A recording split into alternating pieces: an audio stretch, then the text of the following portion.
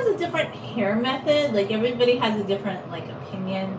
Like I know there's a lot of people right now on social media influencers who say you need to buy these really expensive products to grow your hair long. But like look at what women in like Slavic countries, Russia, India, the Middle East do. Like they just use like natural products. They use drugstore products. They're not using like all these really expensive products because I've never believed in that. Look, I have Dollar Tree detangling spray. Okay, I'm a budget hair girly, 100 to the 20. And I do like some of this Manoy oil, but lately I can only use this particular oil once it gets hot enough.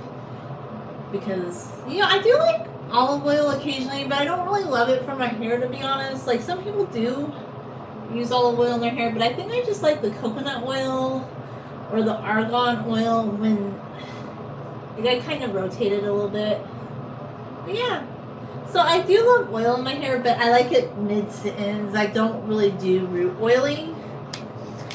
And I try to extend out my hair washing. Like, I would say maybe every 2 weeks is the sweet spot for me, I think. Especially with this length of hair. It's what's working.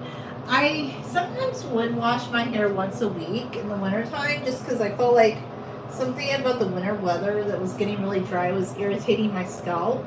But even if I don't wash my hair every day, I do a lot of root rinses where I let the shower hit my roots a lot.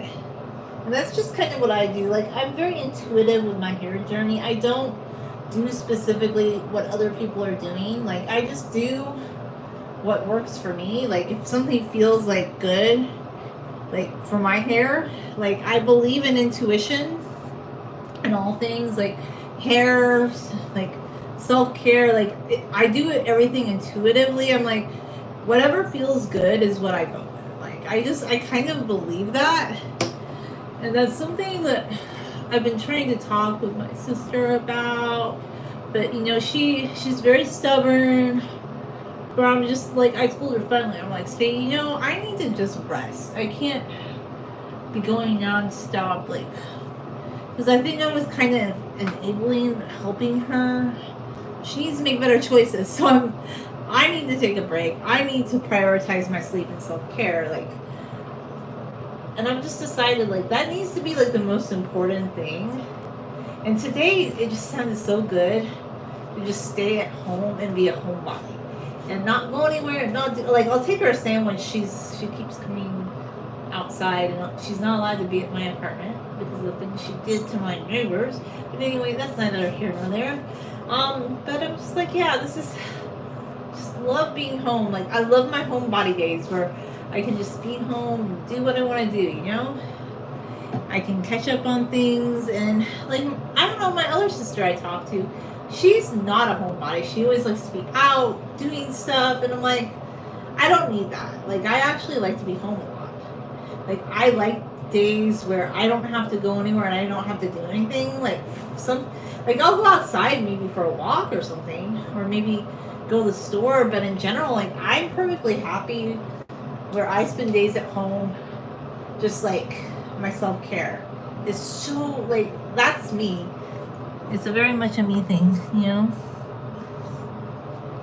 And some people I just don't think get self-care or just needing that introverted time. Like, I believe, like, introverted, like, I don't know, I'm just living, like, I'm kind of living more from my introverted mindset. And I think this could also go to, like, things that are happening on the news right now, because, yeah, there's a lot of things happening in the world that are kind of upsetting, and you think about Gaza and it breaks your heart, and you're like, gosh, this makes me want to cry, and all these different things. But I think sometimes you just have to be like, there are a lot of bad things that happen in the world, and I'm still reading about it and very, bothered by things, but I can't change, like, me as one person cannot change everything that's happening, So I have to kind of think, like, what can I do to work on just being happy with myself? That, to me, is really important. And I always talk to my mom about things, because my mom is, like, don't know, I just love my mom's philosophy and insight on anything and everything under the sun. She will always be my touchstone. Like everything that my mom tells me just always resonates. And she always ends up being right about so many different things in life. And I'm just like, she's like, Julia, yeah, there are, because my mom, like, she follows the news, she reads about it. But she's like, sometimes you just have to take a break and you have to be like, yes, there are a lot of bad things that are happening in this world. But I do believe in God, and I believe that something better has to happen. You know, there has to be. I believe in an Abrahamic God. I know a lot of people do not, but I do believe in an Abrahamic God. Yes, and that guides my life a lot. So sometimes, like, not necessarily going to church every Sunday, like certain denomination kind of God, but just I believe in God, and maybe slightly of a Christian persuasion. I was kind of curious about Islam for a while, but I have a lot of respect for Islam, but I'm not a Muslim. Like, just, you know, I guess I just try to find spirituality in my own sort of way. And I think sometimes you just have to focus on having a gentler life. Like, because of all the things that are happening in the world that are bothering me, because I know I read a lot, and I just, sometimes I feel very sensitive about current events and things, and I'm like, sometimes you just have to choose to have a gentler life, because these are bad things, and we can say, you know, we don't agree with those things, and I admire people that are doing activist work, but just for myself, with all the other things that I need to do to try and help my sister and just be a good person, I can't spend every second thinking about those things, you know? But it's not that I don't care about those things, because I definitely do. I feel like you just get to a point that you need days where you're just at your house and you're just thinking and you're reading. Like, you can read, but then you take a break from it. But you know what, actually? I like Khalil Gibran, like the prophet, Khalil Gibran, Lebanese man. Oh, my heart, right? Heart Syrian Lebanese. Like, just a lot of his thoughts. My dad and grandpa always loved Khalil Gibran. And if you're ever, like, searching for the meaning of, like, spirituality, I highly recommend reading Khalil Gibran, because his thoughts on things, like, he definitely believed in God, but he questioned, like, establishment religion, and just his way of viewing the world. It's very limerical, very spiritual. I don't know. I just like to read it here and again. So I started reading Part of the Prophet again, and every time I read it, I'm like, that really resonates with me, you know? It really does. And even though, yeah, I still go on TikTok and YouTube, I still think, yeah, we need to read books sometimes. Like, do you ever read a book just for fun, to learn, and for entertainment? Yes, I do sometimes. Maybe I need to start doing TikToks where I share a book, read a page, and talk about it or something. I'm thinking about doing that too, but I do that on my other channel. You know, I don't know. I have a lot of thoughts, and I like to think about how I can make life more gentle. And this is my thought process. Some people are probably be like, where are you going with this? I want to live a gentle life. Like, I believe in living a gentle life. And this is something I told my sister. Okay. I told her, I think you should strive to live a gentle life, because I don't need to live like the wild and crazy life. Like, I've always shielded myself from things. Like, a lot of people like to party, and they like to drink, and they like to, like, I've never done any of that, right? And I think that was part of why I admired Islam. Like, I've never become a Muslim, but I admired Islam because just, like, people that aren't, like, I'm not talking about dogmatic Muslims, because there's dogmatic Christians too, but people that just were, like, very charitable and practice the religion as it was written in the Quran, and just, they don't drink and they don't smoke, and they live just a very, you know,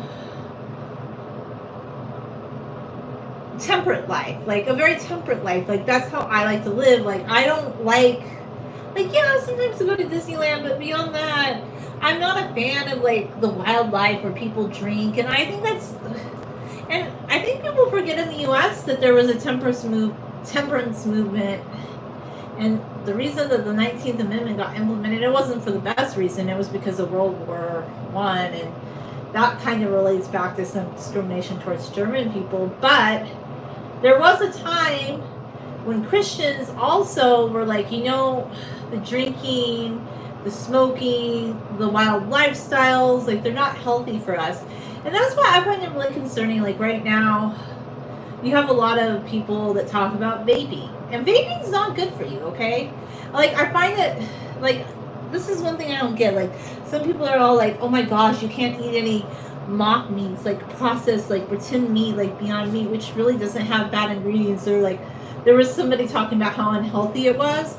But then in another video, this person was talking about how they vape. And I'm like, this is why I don't take my health advice from people that are absolutists about things on anything. But just for me, I gravitate to people that want to live a gentler, quieter, spiritual life. And in this part of my life, like I am prioritizing wanting to be more spiritual, not wanting to be surrounded by things that are like unstable. And the thing about my sister is like she's never done any of those things, but she really needs to get help. But she's very stubborn, and she says that she doesn't need help, and she's like choosing, like she's actually selecting to be homeless and live outside. And I'm like, this isn't working. And then I have to bring her food, and for a while she wanted me to bring her a blanket, and I'm like, I am so exhausted. Like I reached a point like yesterday, I'm like, I'm not doing this anymore. I told her, I'll make you food and I'll bring you some food. Like you really should also maybe just go get help like you're supposed to. But she's like very stubborn. She's like, no, I'm not going to do this. But I'm just trying to work with her because like I'm in a point in my life where I just want like nice stability, quiet life. And I don't want anything bad to happen to her, okay?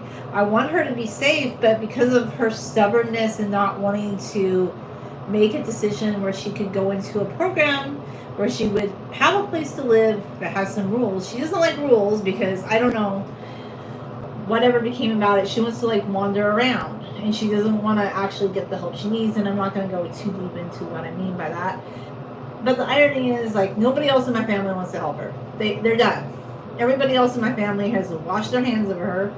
Her dad, my dad, went, like, basically disowned her. And I'm like, what am I supposed to do with that? But then, and I love my mom and I love my other sister, but, at the end of the day, they're disowning her and just, like, absolving themselves completely of her.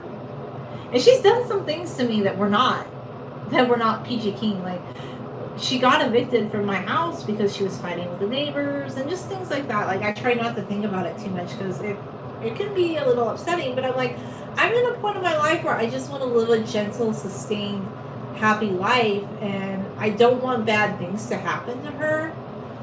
But I also have to kind of balance it. Like, today I brought her some food, and I told her I'll make her some food later. But I told her this. I said, you need to make a choice that will make your life better. And she's saying that there's nothing wrong with her. She's perfectly fine. But I finally said, well, tonight I'm not giving you that blanket. I'm not going to come get that blanket where you sleep outside, like in the early morning hours of the night. Like, I'm already doing your laundry. I'm bringing you food so you can go take a shower somewhere at some church. Like, I'm doing all these things for you, but you really need to make a better choice. And she keeps saying that there's nothing wrong with her. And it's just very isolating for me because I love my mom and I love my sister.